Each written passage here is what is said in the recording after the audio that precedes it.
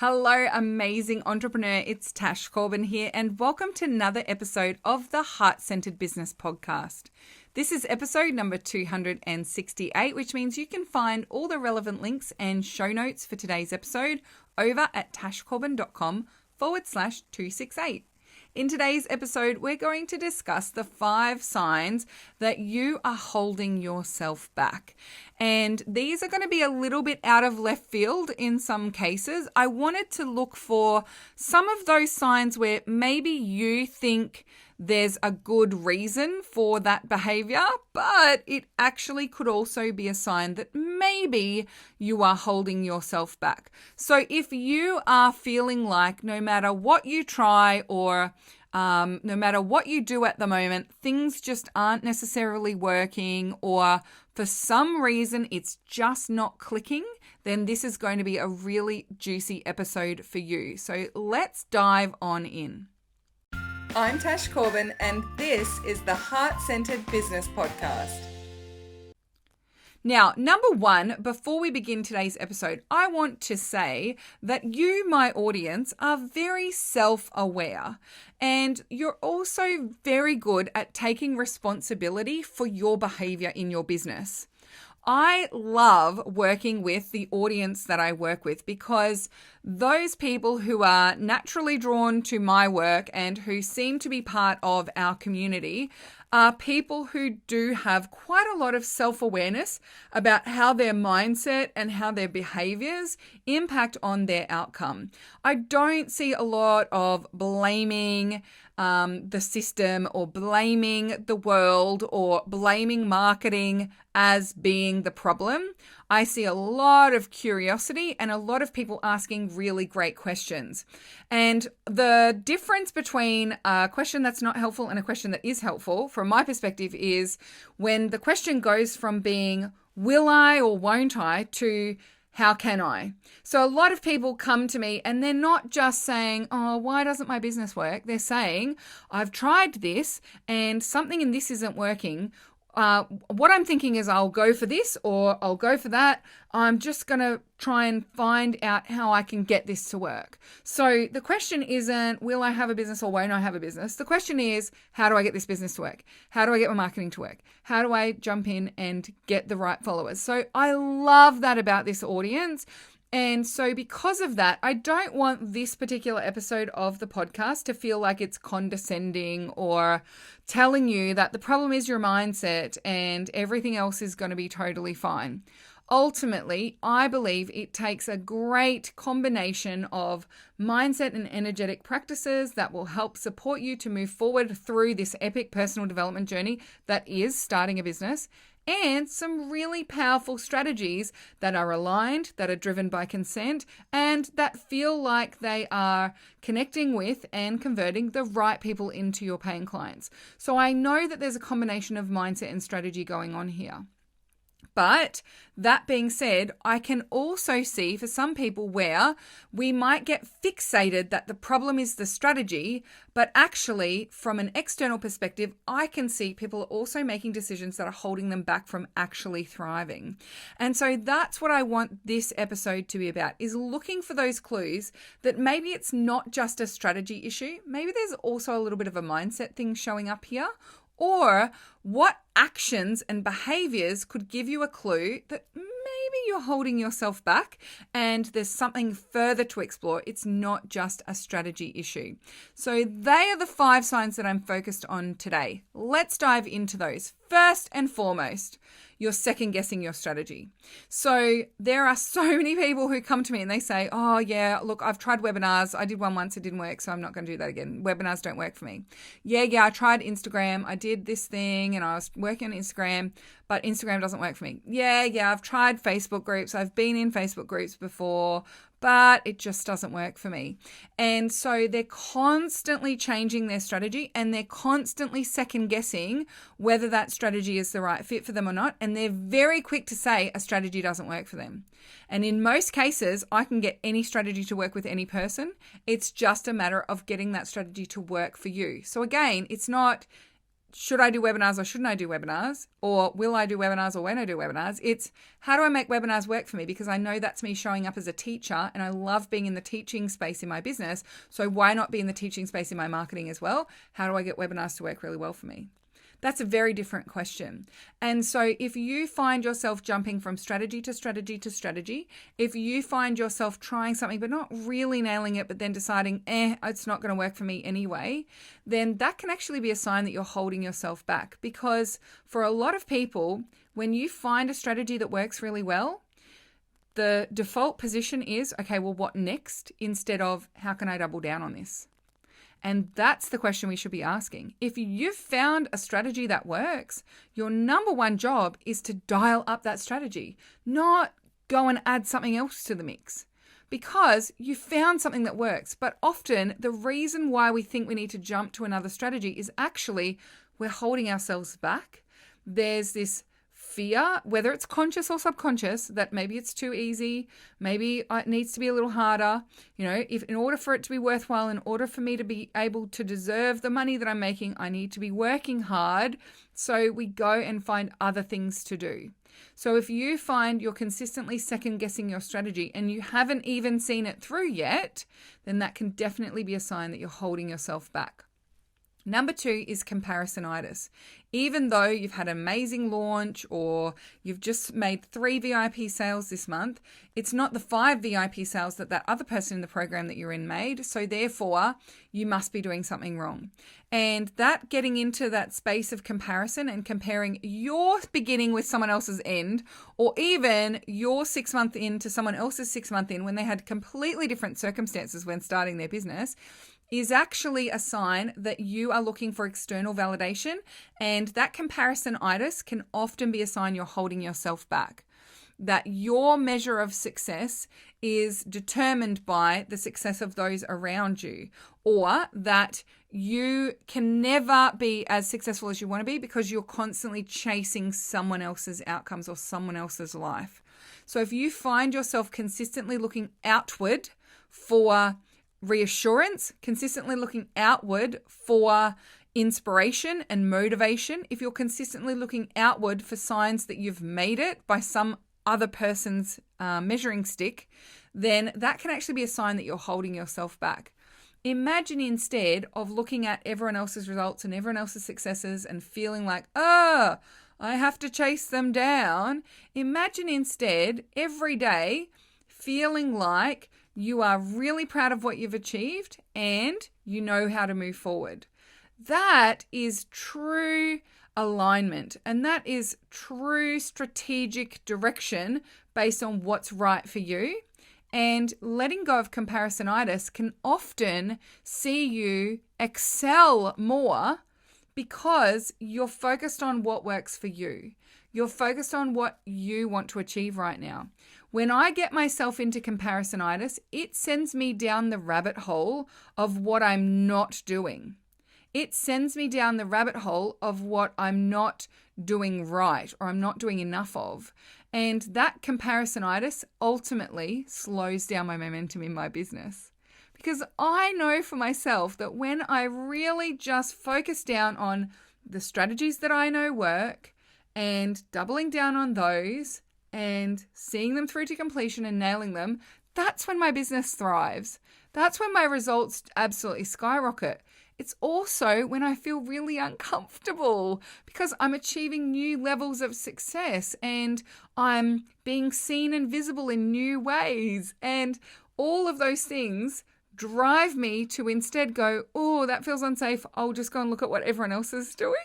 And it feels like it's so counterintuitive because you would think that having things to aspire to and inspiration would drive that motivation and would drive the right behaviours and would drive you to achieving new levels. But in most cases, it doesn't, because someone else's strategy is not your strategy. Someone else's journey is not your journey. Someone else's results is not the results that you need to be focused on. So comparisonitis and consistently looking to others can be a big sign that you are actually holding yourself back.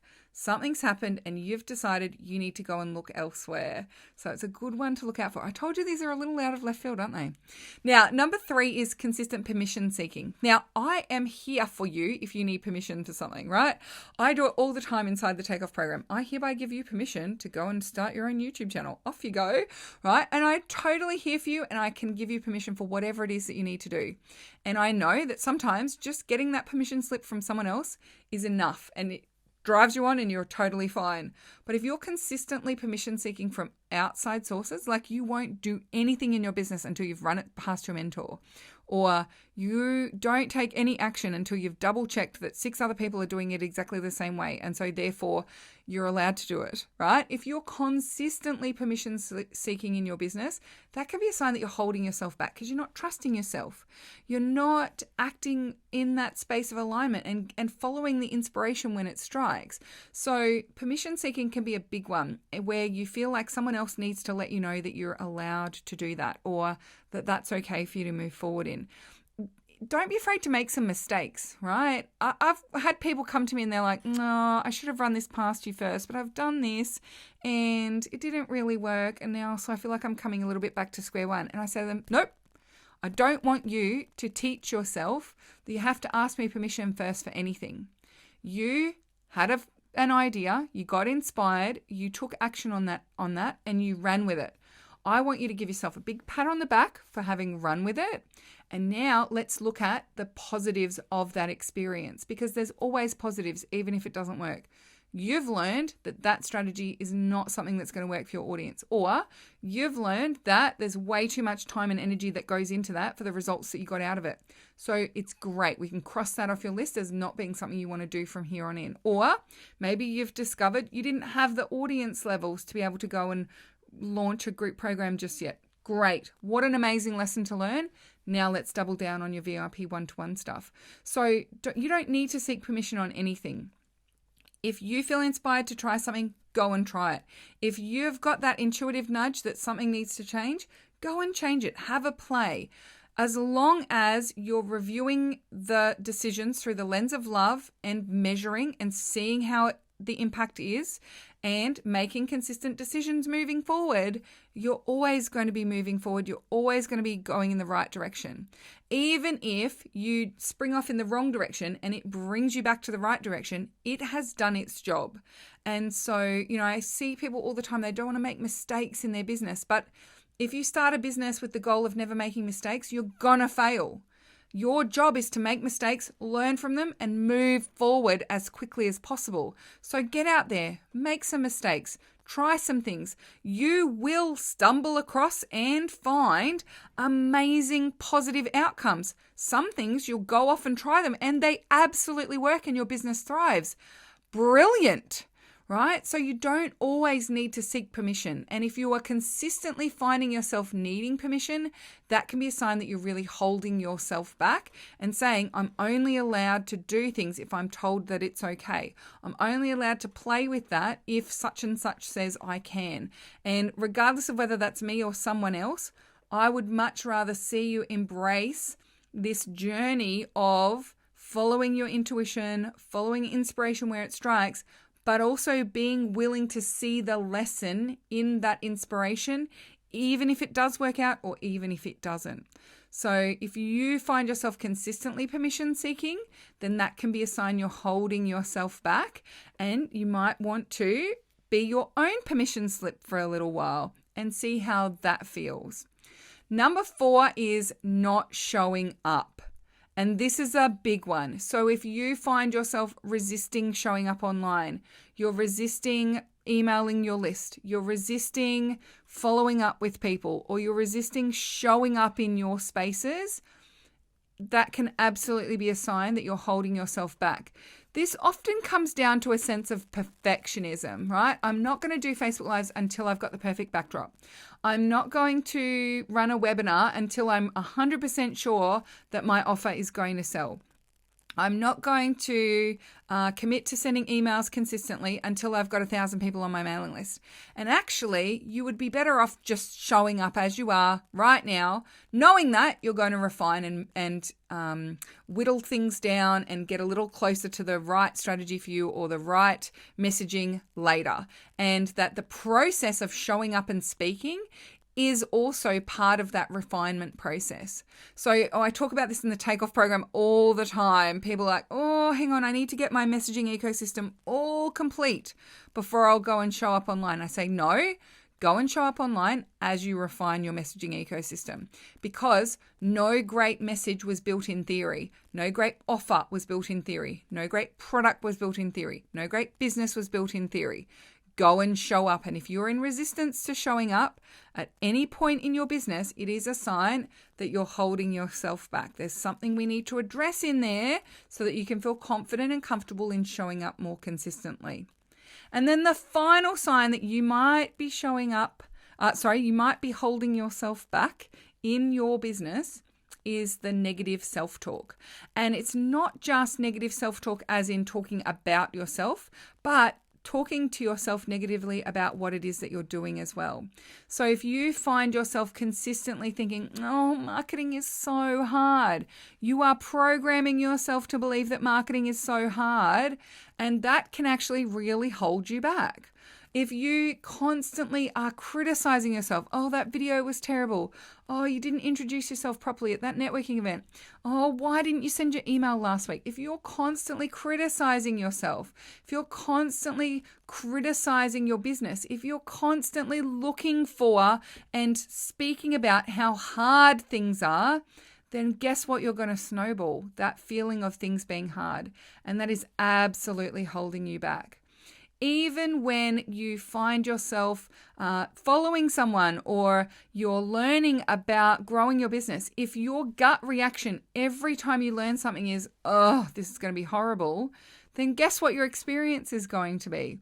Now, I'm not someone who's all for just ignore your feelings and just pretend everything's okay. Not at all. And I think that we do want to make sure we're paying attention to how we feel about our business and how we feel about our strategy and how we feel about our marketing. But we also do that through the lens of so that we can make it feel more aligned.